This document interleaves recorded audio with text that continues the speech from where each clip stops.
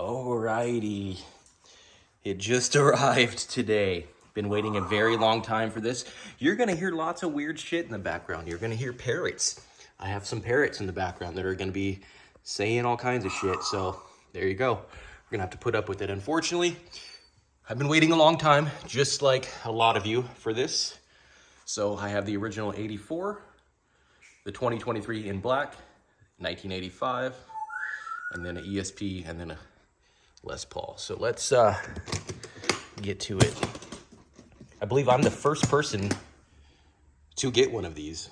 So hopefully they're gonna be rolling them out soon for everybody else. Oh, Jesus. And there it is. So I'm curious what kind of quality control issues I'm gonna have, because this is Gibson. Oh boy. Looks so awesome. Hopefully we're not gonna have any scratches or issues. You can hear the bird said, "Oops, turd." So that's always cool. I don't think there's any quality control issues. Oh wow, they put the serial way over there.